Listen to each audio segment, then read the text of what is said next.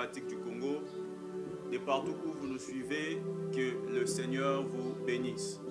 C'est bel et bien votre humble serviteur, le prophète bienvenu Kadima, ici à Kinshasa, en République démocratique du Congo.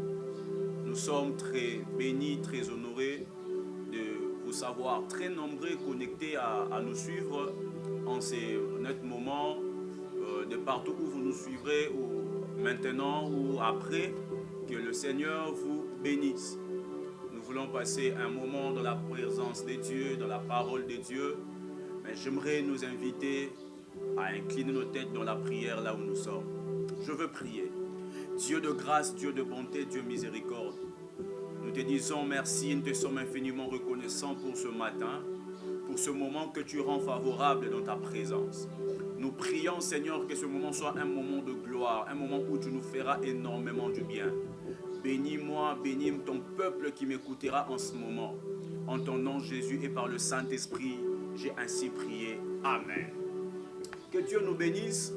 Ce matin, en ce moment que vous allez nous suivre, le Seigneur nous a mis à cœur de partager un sujet. J'aimerais nous inviter dans nos maisons de prendre la parole de Dieu. Nous sommes dans les livres de Exode. Exode au chapitre 24, du 1er au 12e verset. Je vais faire un peu une lecture kangourou. Je vais sauter quelques passages. La Bible déclare, Exode chapitre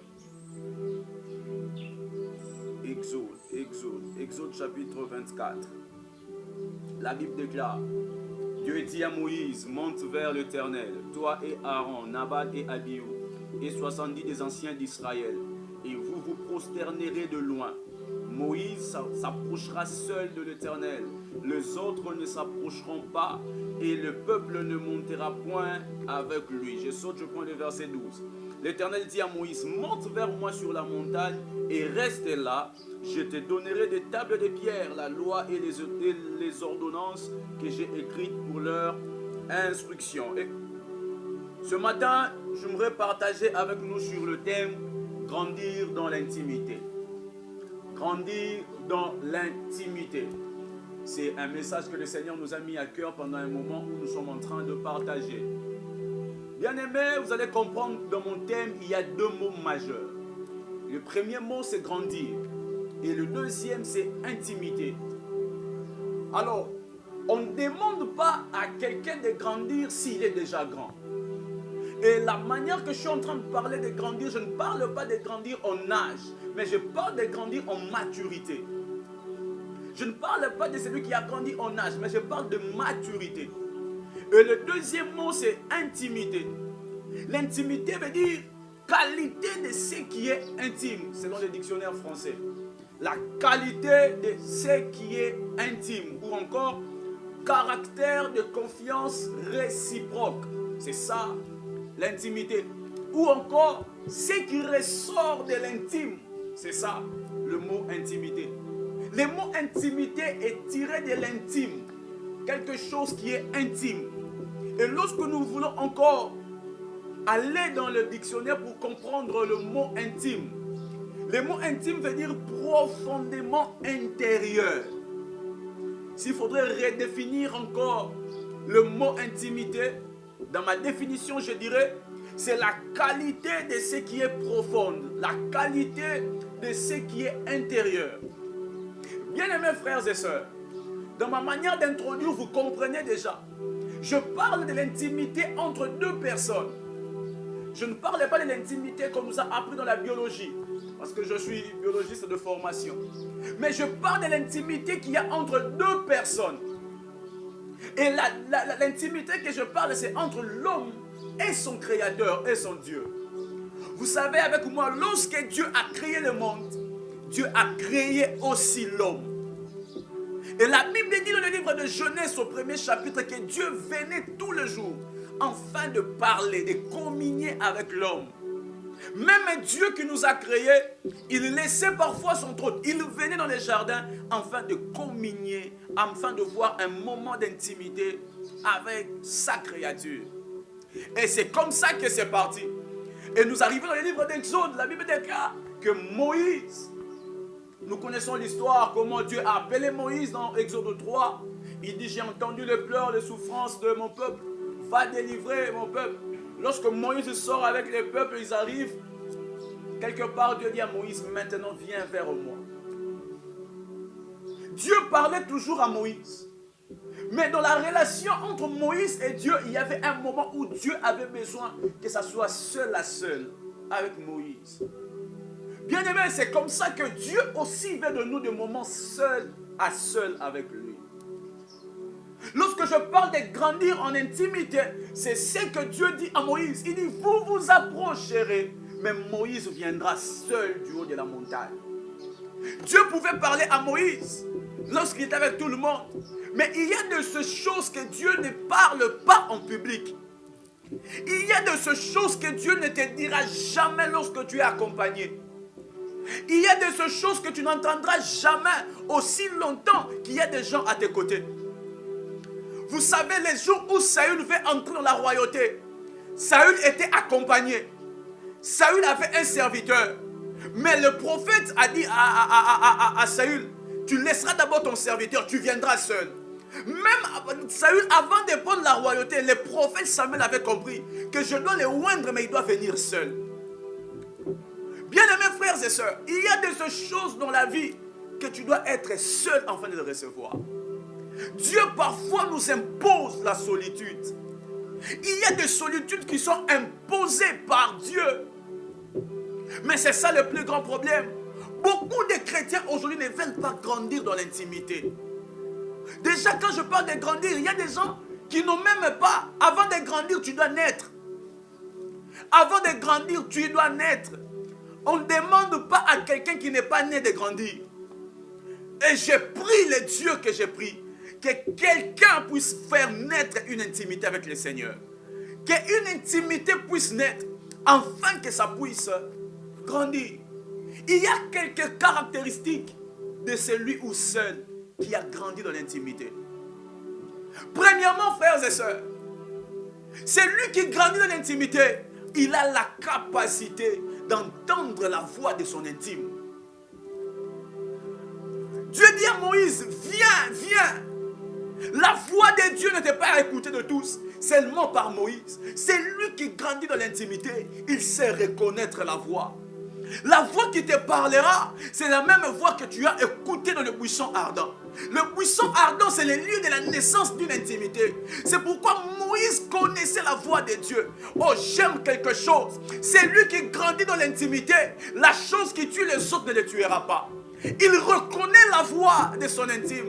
C'est pourquoi un jour, le peuple se révolte contre Moïse. Il dit, n'est-ce pas que Dieu nous parle aussi?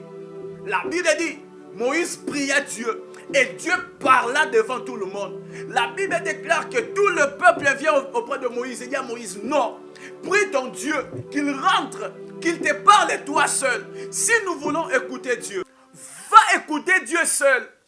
Parce que la voix de ce Dieu qu'on a écouté, c'est une voix où on ne veut pas écouter.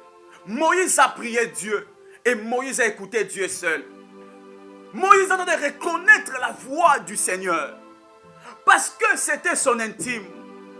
Moïse a passé du temps dans la montagne pour écouter, pour passer du temps avec le Seigneur. Bien aimé, c'est lui qui grandit dans l'intimité. Il reconnaît la voix. Pourquoi il reconnaît la voix? Parce qu'il passe du temps ensemble. Je n'ai jamais vu, c'est rare, des gens qui s'aiment, qui n'aiment pas passer du temps ensemble. Quand tu aimes quelqu'un, tu passeras du temps avec cette personne. Mais le chrétien d'aujourd'hui, quelqu'un qui désire monter, mais qui n'aime pas passer du temps avec son intime. C'est pourquoi Jésus dit, je ne vous appelle plus serviteur, je vous appelle maintenant ami. Parce qu'il dit, l'ami a l'accès dans la maison de son ami. Écoutez, j'aimerais te dire quelque chose. Il y a des choses qui sont réservées, qui t'est réservé. Des choses que tu peux toucher, tu peux palper. Mais le problème, c'est que grandis dans l'intimité. C'est lui qui grandit dans l'intimité, même dans sa manière de parler. Nous allons comprendre que c'est lui qui a une intimité profonde avec son Seigneur. avec son Jésus. Grandir dans l'intimité. La Bible dit ceci. Le jeune Samuel grandissait là à Silo. Il voyait comment Ophné et Phiné étaient en train de détruire les sacerdoces. Mais parce que lui, il avait grandi dans l'intimité. Parce qu'il avait écouté une voix que les autres n'ont pas écoutée. Il est resté ferme. Il n'a pas succombé comme les autres. L'intimité te donne la maturité. L'intimité te donne la garantie. L'intimité. J'ai pris Dieu que quelqu'un qui me suit, qu'il grandisse dans l'intimité au nom de Jésus. Au nom de Jésus. Nous sommes fatigués des chrétiens superficiels. Nous sommes fatigués des hommes de Dieu sans profondeur. Nous sommes fatigués, une église sans profondeur. L'église de notre Jésus doit sortir, doit aller dans la profondeur, doit creuser. Il y a de ces choses de Dieu que l'église n'a pas encore vues. Il y a des miracles que l'église n'a pas encore opérés. Il y a des choses que Dieu n'a pas encore révélées. Mais lorsque tu creuses dans l'intimité, c'est alors que tu recevras ces choses. Bien-aimé, j'aimerais t'encourager, toi qui vis dans les jeûnes, toi qui vis dans les sacrifices, fonce encore. Il y a de meilleures choses pour toi. Le Seigneur t'a réservé des choses. Il y a quelque chose, il y a de bonnes choses pour toi. Je sens Dieu vouloir amener quelqu'un dans une profondeur. Écoutez ce qui se passe. Le jour de la naissance de Jean-Baptiste, on pose la question, comment cet enfant s'appellera? Sa maman dit, il s'appellera Jean. On dit non, il n'y a personne dans cette famille qui porte ce nom. On appelle Zacharie le père. On dit, ta femme a dit, l'enfant s'appellera Jean. La Bible dit, Zacharie a pris des tablettes. Il a écrit, le nom de l'enfant est Jean. On dit, mais il n'y a personne qui porte ce nom. Le nom de Jean est venu parce que son père était dans l'intimité. Luc, le chapitre 1er dit ceci. Alors que Zacharie était en train de servir Dieu, il était dans l'intimité, il servait son Dieu. C'est alors qu'il a reçu le nom. L'ange lui dit que l'enfant qui viendra de toi s'appellera Jean. Les gens qui sont dans l'intimité, ils ont des choses qui n'ont jamais existé dans leur famille. On cherchera le nom des gens, ça n'a jamais existé parce que ce nom vient de l'intimité.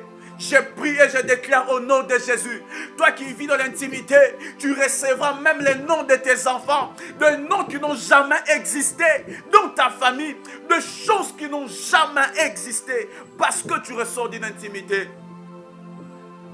Pendant que je te parle, tu ne me dis pas Amen. Il y a Marie qui me confirme ces choses. Marie me pose la question. Moi aussi, j'ai été dans l'intimité. Je reçus le nom. L'ange m'a dit, l'enfant que tu naîtras s'appellera Jésus. Alléluia. Alléluia. Les enfants qui ont bouleversé le monde. Le sauveur de toute l'humanité. Parce que sa maman, un jour, elle a écouté. J'ai pris et j'ai béni une mère qui passe des moments dans l'intimité. Qui cherche Dieu même pour ses enfants. Ce n'est pas que tu mets au monde comme ça. Comment l'enfant va s'appeler Mambougne? Parce qu'il y a un oncle Mambougne. Non. Quand tu es dans l'intimité, tu recevras le nom. Tu recevras même la destinée, l'avenir de tes enfants. Pendant que je parle, il y a Rebecca qui m'appelle au téléphone. Il dit, prophète, je suis là. Je pose la question à Rebecca, qu'est-ce que tu veux me dire? Rebecca me dit, un jour, j'étais en train de sentir des contractions au-dedans de moi. Au lieu d'aller à la clinique Ngaliema, au lieu d'aller au cinquantenaire, pour aller voir les gynécologues, je suis allé voir les meilleurs des gynécologues. Je suis allé dans l'intimité. Je cherchais Dieu pour connaître. Et ce jour-là, il m'a dit ceci, que les plus grands seront assujettis aux plus petits. C'est pourquoi, lorsque Isaac veut donner la bénédiction à Ésaü, Rebecca a dit ceci: Isaac, tu n'étais pas dans l'intimité. Tu n'as pas écouté Dieu pour ses enfants. Moi, j'ai écouté Dieu. Dieu m'avait dit que c'est le plus petit qui sera grand. Comment toi tu veux bénir Ésaü? C'est pourquoi Rebecca a manigancé la bénédiction. Et la bénédiction est allée vers Jacob. L'intimité. Et d'ailleurs, on appelle Jacob usurpateur, voleur. Jacob prend la bénédiction de son frère. Il fuit. En aucun jour, tu verras Dieu vient dire à Jacob: pourquoi tu as fui? Pourquoi tu as volé la bénédiction d'Ésaü? Pourquoi? Donc Rebecca avait réellement écouté la voix de Dieu. Chers parents, chère maman, cherchez la volonté de Dieu. Allez dans l'intimité pour vos enfants. Allez dans l'intimité pour vos maris. Allez dans l'intimité pour vos petits-enfants. Arrêtez les distractions. Cherchez la pensée de Dieu. Des gens qui sont dans l'intimité, ils n'agissent pas comme tout le monde. Ils n'agissent pas comme tout le monde. Un jour, on appelle Daniel. On dit à Daniel: il y a une sentence, il y a quelque chose ici. Tous les magiciens et les hommes sages, il manque des réponses à donner au roi. On appelle Daniel. Daniel dit: oh roi, ne te panique pas. Donne-moi 3 jours. J'irai dans mon intimité. J'irai dans mon secret. L'intimité, c'est un secret. L'intimité, c'est là où les gens n'écoutent pas. L'intimité, c'est là où les serviteurs pleurent. L'intimité, c'est là où tu montres tes faiblesses à Dieu. L'intimité, c'est là où tu montres à Dieu que tu n'as que lui seul. C'est pourquoi David pouvait dire: les uns ont des chars, les autres ont des chevaux. Mais nous invoquons le nom de l'Éternel. Nous avons que l'Éternel. Bien-aimés, ce matin, j'aimerais nous parler de grandir dans l'intimité. L'intimité qui produit des miracles. Il n'y a jamais une intimité stérile. Il n'y a jamais une intimité stérile. Les hommes et les femmes qui ont cherché Dieu dans l'intimité, ils ont toujours eu des victoires. Je t'encourage, mon frère, ma soeur. Va dans l'intimité. Reçois des choses dans l'intimité. Écoute Dieu dans l'intimité. Tu ne sais pas combien de vies tu vas gagner. Tu ne sais pas combien de vies tu vas sauver. Tu ne sais pas combien de familles, mon frère, ma soeur, tu sauveras. Va dans l'intimité. Écoute le Seigneur. Que Dieu nous bénisse. C'était ça notre message. Grandir dans l'intimité. Que le Seigneur aide quelqu'un. Que le Seigneur touche ton cœur. Toi qui n'avais plus une vie de prière. Toi qui n'avais plus une vie d'intimité. Tu pêches le matin, à midi et le soir. Tu trébuches à tout moment. Que le Dieu de ma jeunesse, que le Dieu de ma vie te fortifie. Que le Dieu de la Bible te donne la force d'aller dans l'intimité. J'aimerais prier avec quelqu'un. Tu sens que ta vie n'est plus conforme à la parole de Dieu. Tu n'as plus une vie de profondeur. Tu n'as plus une vie de qualité. J'aimerais que tu mettes ton cœur sur ton cœur, ta main sur ton cœur, je vais prier pour toi. Père, au nom de Jésus, touche et restaure cette vie. Touche et restaure ses frères. Touche et restaure cette maman, ce papa qui me suit. Qu'il soit restauré au nom de Jésus. Que le Saint-Esprit marche avec toi. Au nom puissant de Jésus. Amen. Que Dieu nous bénisse. Nous sommes très contents de partager avec nous ces moments dans la parole de Dieu. Moi, c'est le prophète Bienvenu Kadima, pasteur responsable de l'église Mission évangélique et prophétique Vaillant Héros à Kinshasa, Ngaliema, dans la République démocratique du Congo. Nous sommes dans la cité des anciens combattants, quartier L29 bis. Pour beaucoup plus de contacts, veuillez nous contacter via le numéro qui passe au bas de votre écran. le coordonnées Facebook, YouTube.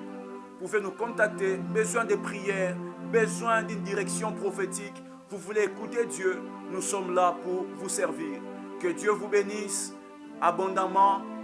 Ciao.